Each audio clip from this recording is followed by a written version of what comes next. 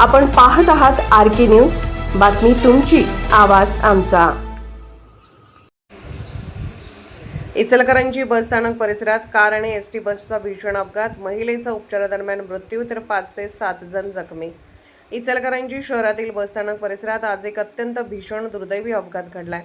भरधाव वेगाने येणाऱ्या कारने एसटी बसला जोरदार धडक दिली। या अपघातात कुंभोज येथील रहिवासी असलेल्या नंदा कोळी वय अंदाजे 60 ते 65 वर्षे यांचा उपचारादरम्यान दुर्दैवी मृत्यू झालाय, तर अन्य 5 ते 7 जण जखमी झाले आहेत। या घटनेमुळे संपूर्ण परिसरात मोठी खळबळ उडाली आहे।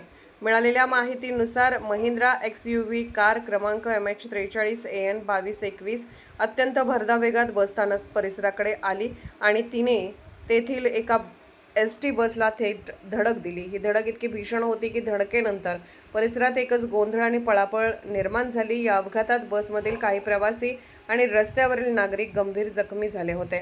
घटनेनंतर शिवाजीनगर पोलीस ठाण्याचे अधिकारी आणि कर्मचाऱ्यांनी तात्काळ वाहतूक सुरळीत केली आणि घटनास्थळाचा पंचनामा केला।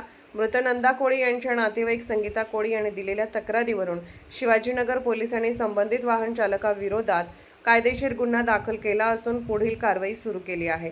अपघाताचे नेमके कारण काय होते, वाहनाचा वेग किती होता आणि चालकाची मानसिक आणि शारीरिक स्थिती कशी होती याचा तपास पोलीस करत असून परिसरातील CCTV फुटेजच्या आधारे अधिक चौकशी सुरू असल्याचे पोलिसांकडून सांगण्यात आले।